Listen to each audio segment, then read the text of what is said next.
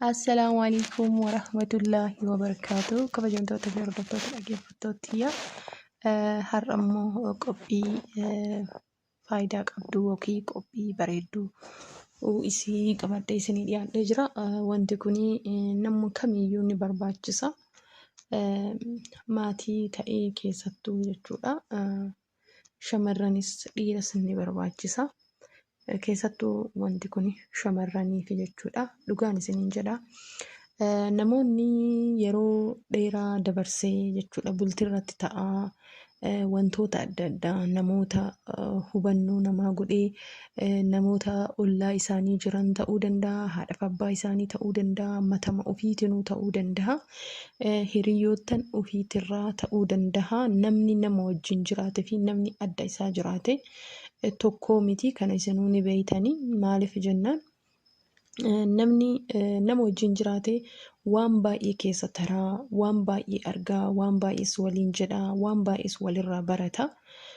Keessattuu immoo rabbiin nama waan tarirraa baratu rabbiin nu haa taasisu hunda keenyayyuu.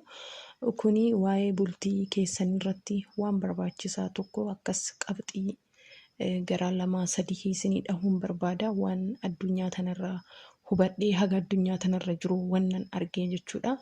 Alhamdulillahi namni kamiyyuu jechuun jiraatu ni barbaada. Akkuma nama kamiitti namni kamuu gammachuu arguu ni barbaada. Namni kamiyyuu maatii gaarii maatii argate san maatii gaarii godhee, ilma argate ilma gaarii godhee, ilma baratee biyya barsiisuu kan of fayyadee haadha fi abbaa deebi'ee fayyadu godhuu ni barbaadu. Kana jechuun ka'umsi eessaa ka'uu qabaa? Ilmaan keessan barsiiftanii karaa gaariirra kaayuun jalqaba ilmaa gara mana barumsaa bichaa ergitee barsiisuu miti. Barumsi manaa ka'aa jechuudha. Isin lamaan irraa ka'a. Haadha fi abbaa warraatii fi haadha warraa jechuudha. Ilmi jechuudha. Amma fakkeenyaaf namoonni tokko tokko maal jedhanii yaada dogongora.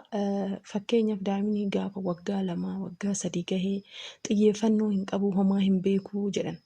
Ta'uu qabu ni beekaa jechuudha. Sirriitti beekaa. Maaliif daa'imumaa ta'ee jechuudha. Mee yeroo harma hoosiftuu daa'imni maaliif ija keessa si ilaalaa gizee ati hoosiftu sanitti jechuudha. Jaalala ati isaaf qabdu san ija kee keessan beekaa jechuudha. Ni beekaa.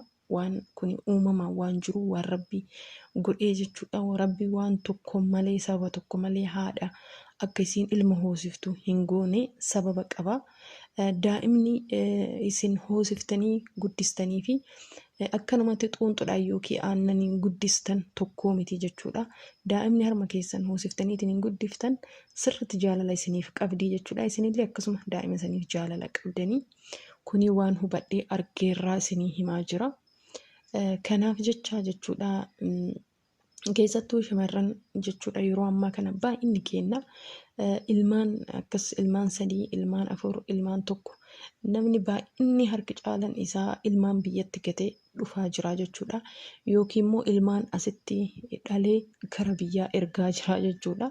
Kun immoo waan sirriitti miidhaa daa'imman irra gahu. Maaliif jennaan inni tokkoffaa daa'imni sun jaalala haadhaa hin beeku. Dhugaan isiniin jedha. Ho'i haadha bobaa haadhaa jala jiru eessumattuu argatuu hin danda'u jechuudha. Qabbana bobaa kee jalatti argatu eessuma osoo deemee argatuu hin danda'u. Namni kamiyyuu ni guddisaa, nima guddataa. Daa'imni garuu daa'imni haati guddiftuu fi aannan biraa aannan xuunxoo guddisu tokkoo miti jechuudha. Tokkoffaa sammuu isaatiif wantoota baay'ee irratti fida. Wantoota harma kee hodhee argatuu fi wantoota akkanumatti argatu tokkoo miti. Kanas sirriitti xiyyeeffannootti kennitanii hubannootti kennitanii beekuu qabdu dubartiin jechuudha. Inni biraan muutuu inni qabxiin guddaan jechuudha. Reef isiniif jedheen ture daa'imni bicha guddateef yookiin daa'ima deessaniif yookiin daa'ima argattaniif yookiin maallaqa qabdaniif daa'ima mana barumsaatti ergitanii barumsa gaarii barsiiftaniif daa'imni keessan iddoo guddaa hin ga'u. Yookiin immoo ilmi keessan sadarkaa guddaa ka'ee akka isin barbaaddan san hin ta'u jechuudha.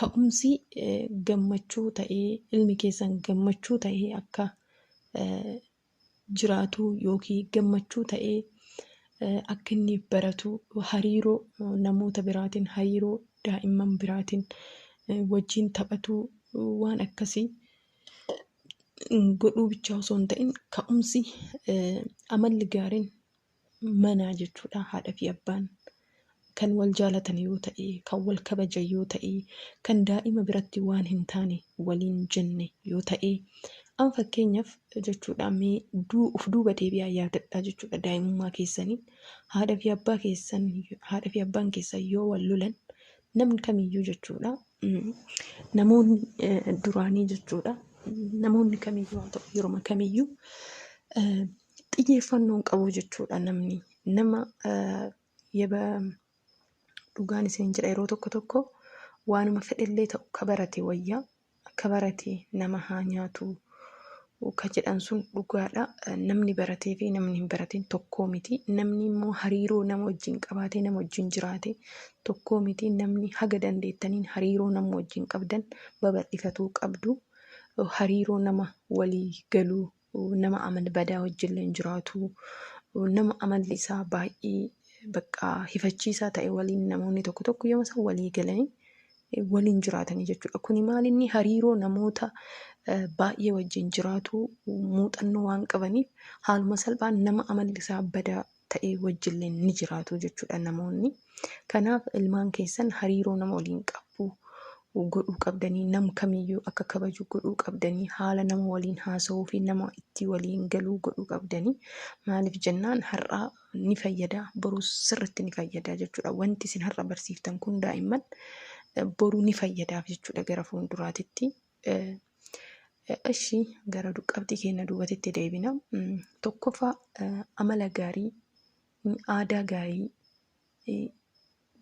safuu amantii isaa beekuun manarraa jalqaba. Tokkoffaa ilma keessan wanti isin barsiisuu qabdan amantii amantan san sirriitti keessa gadi buuftanii amantii barsiisuu qabdanii. Inni lammaffaan aadaa nam kabajuu nam guddaa halkamiin kabajan kanneen barsiisuu qabdanii jechuudha. Inni biraammoo inni guddaan isin daa'ima biratti wal kabajuu qabdan sirriitti jechuudha. Haga dandeettaniin osoo aarayyuu qabaattanii yoo wal loluus barbaaddan namni waliin lollan jiru mana keessa daa'imni san fuulduratti wal loluu hin qabdanii. Daa'imni xiqqaadhaa jettanii xiqqeenni isaa waggaa 2 waggaa 3 waggaa 4 homaan beeku jettanii laaluu hin qabdanii jechuudha. Goonguma haga danda'ame daa'ima biratti wal arrabsuu harkaan walitti taffisuu kanarraa sirriitti of qusatuu qabdanii jechuudha. Daa'ima biratti waan jaalalaa, waan gaarii, waan barumsa ta'uuf bichaa haasa'uu qabdanii jechuudha. Wanti biraammoo waa'ee sabaa fi sablammii, waa'ee Amaaraa, Oromoo amma wantoota jedhu daa'imman sirriitti beekanii jechuudha. Kuni dadhabbina sammuu daa'imman irratti fida waan ta'eef saba kee barsiisuun, aadaa kee barsiisuun waan biraa ta'e garuu mootuu waan fuuldura ta'e waa'ee wal ajjeechaa waa'ee akkasii waa'ee siyaasaa daa'ima biratti haasa'uu hin qabdanii maaliif sammuun isaa dadhabaa deemaa jechuudha. Amma fakkeenyaaf daa'imni tokko Oromoon akkana Amaaraan akkana ka'ee jedhee manatti yoo haasa'e man barumsaa san dhaqee idimee isaa kanatti ati sabni kee maalinni Amaaraadha hoo jedhee Amaaraan akkan Oromoo gooti jedhee waan akkasiisantu dhufaa jechuudha. Kanaaf wantoota akkanaatirraa sirriitti of qoxxobuu qabdanii jechuudha. Haga dandeettanii daa'ima biratti zeenaa adda addaa waan siyaasaa waan adda addaa waan sammuu daa'imaatiif hin taane dhageeffatuu hin qabdanii. Fiilmii adda addaa daa'ima biratti ilaaluu hin qabdanii. Yoo kan danda'amu ta'e ashaangulliitiiwwan daa'imaa kan barsiisan ni jira. Wantoota akkasiisan daawulodii gootanii sa'aatii isaan firii ta'anitti akka isaan laalan godhuu qabdu. Waan gaarii waan babbareeda jechuudha. Waan akka dubbisuuf barreessuu kanneen barsiisuu qabdanii jechuudha. Inni bira sirriitti jechuudha daa'imni keessan karman barumsaa osoo hin deemin jalqaba osoo amantaa barsiiftanii waan baay'ee gaariidha. Namni amantii ofii qabu amantii ofii sirriitti beeku bakka guddaa gaha waan ta'eef amantiin sunillee ni jabeessiti waan ta'eef jechuudha. Kanaaf ilma keessan waan gaarii irratti akka inni isinii guddatee boru kaayyoo teessan waan isin barbaaddan galma akka inni isinii gahu yoo barbaaddan manaa kaatii jechuudha. Jalqaba keessattuu haati utubaadha jechuudha. Utubaa waan hundaati. Kanaaf haati ilma kee karaa seerati irratti, karaa gaarii irratti, karaa nam kabajuu irratti guddisuu ni qabdaa jechuudha. Daa'imni kan kee garuu mana barumsaa ergitee inni barataa oole jechuu hin qabdu.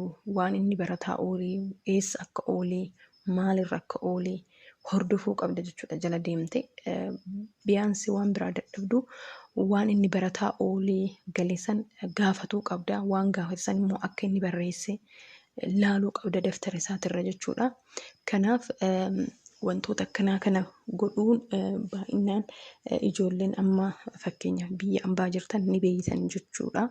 Namoonni tokko tokko ni beeytan jedhee yaada. Kanaaf daa'imma bichaa maallaquma bichaa qabaatanii maallaquma gaarii kennitanii fi uffata gaarii kennitanii fi waan isaan barbaadan ulaagaa isaanii guutuu fi bichaan gahaa miti. Jaalalas irra caalaa jechuudha. Ilmi ka barbaadu jaalala kennuufii qabdanii, sa'aatii kennuufii qabdanii, boqachiisuu qabdanii, bashannansiisuu qabdanii, arrabaan yookiin uleedhaan daa'ima sammuu doomsuu hin qabdanii. Daa'ima sammuu hin dadhabsiisina. Sammuu isaanillee teeshinii hin taane wantoota adda addaa keessa hin seensisinaan isin jechuu barbaade. Keessattuu daa'ima dhahuun, uleen dhahuun takka faayidaa hin qabdu. Kanaaf namoonni daa'ima dhauftan, daa'ima dhaantan yookiin daa'ima adabdan irraa of qusachuu baay'isa.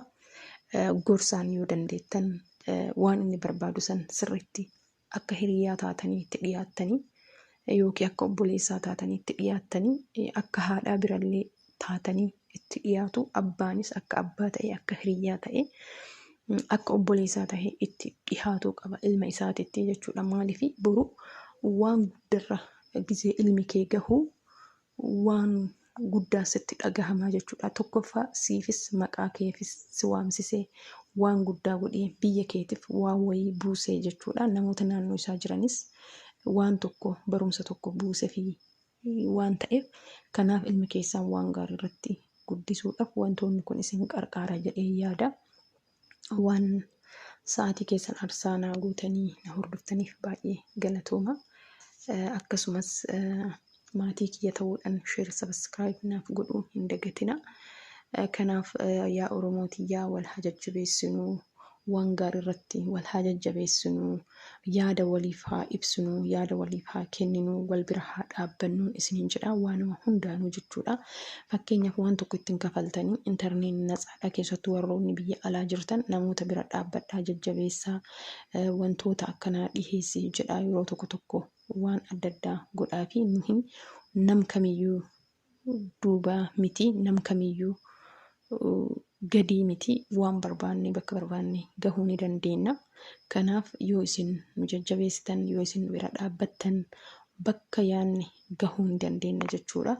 Kanaaf warra yuutuubara ta'anis warri ganaa yuutuuba hin banatanis banadhaa, koottaa nutti makamaa, wal jajjabeessaa, walumaan harka wal qabannee tabba haa baanuu, harka wal qabannee hiyyummaa keessaa haa baanuu, harka wal qabannee wallaalummaa keessaa haa baanuu isiniin jedha. Ilmaan keenya haa barsiifannu, kan wallaalee haa barsiifannu, kan kararraa goree haa gorfannu.